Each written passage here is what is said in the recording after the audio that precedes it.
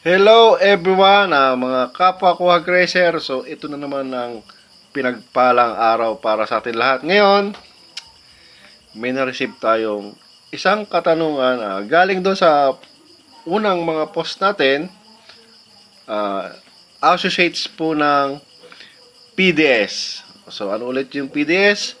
Postpartum Dysagalaxia Syndrome. So mostly nangyayari to sa ating inahinin. Nangyayari po talaga yan. Halos madalas po. So ngayon, medyo alarming po siya dahil marami pa ako napuntahan na halos same cases yung nangyayari. So, nadidisgrasya yung biik, maaring madisgrasya yung inahin. So, parang ano siya, life-threatening yung mga nangyayaring ito sa ating mga alagang inahinin. So, mostly, nangyayari to sa mga first parity na ating ginawang inahinin. Ngayon, PDS. So, may associate po siya na uterine inertia. Yan po ang uterine inertia na nagpe-failure siya mag-construct sa kanyang uterus. So, ano pwede mangyari pag nagpe-failure siya? Number 1 po dyan,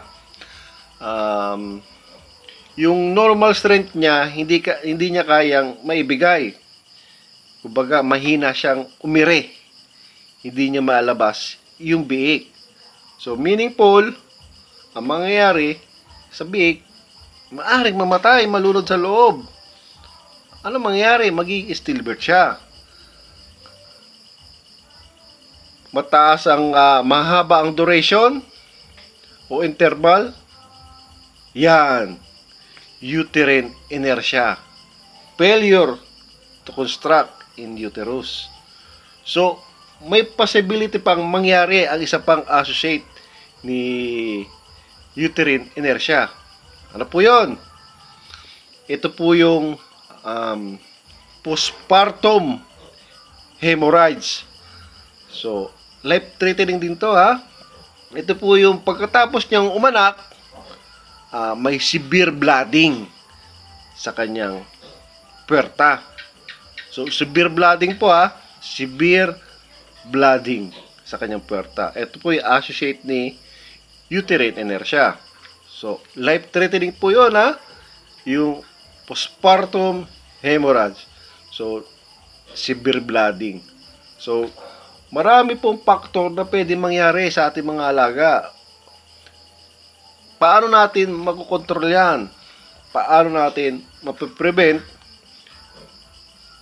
mga kabakyard? So, isa-isahin natin yung pwede natin gawin. Idugtong natin yung pagpapakain. Huwag masyadong marami, baka mahirapan siya manganak. So, normally, ang ginagawa ko dito sa farm, yung regular na pakain, sa day 1 hanggang 60 days old ng pagbubuntis niya, ang normal na binibigay ko lang is 2 kilo. Maghapon na yon. Kasi, nagko-consume ng kanyang kinakain, normally, katawan niya lang. Katawan niya lang ang nag-absorb nun. Ngayon, from day 60 to 110, so nagbibigay tayo ng 2 kilo, kalahati. So, ganun lang yung adjustment natin. Kasi ayaw ko na mas malaki yung tiyan niya, ayaw ko na mas malaki yung biik niyang ilalabas. Mas madali pong palakihin yung biik na nakalabas na kaysa naman nasa loob pa, pinapalaki mo, mahirapan yung inahin. So, ganun po yung pwede mangyari. Lalo na kung tumaba pa, lalo yung inahin natin, sisikip yung sipit-sipitan niya, magkakaroon ng mga obstruction, hindi lalabas yung biik. Mahihirapan po siya. Ano po?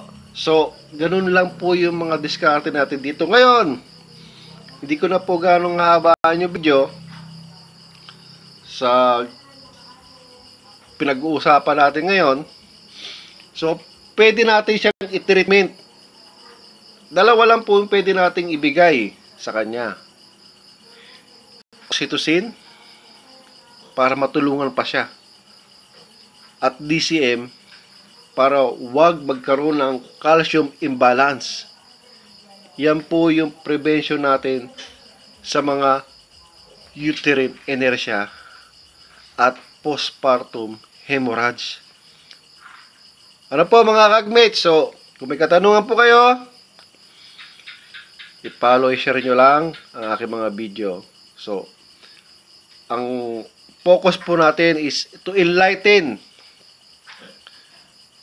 yung mga kapwa natin hog racer, ma-enlighten lalo para mas maganda ang ating negosyo. So, target natin yung mga backyard kasi dito mostly nagkakaroon ng problema talaga sa backyard. Ano po? So, tulungan niyo po ako, ikalat natin yung kaalaman tungkol sa pagbaboy.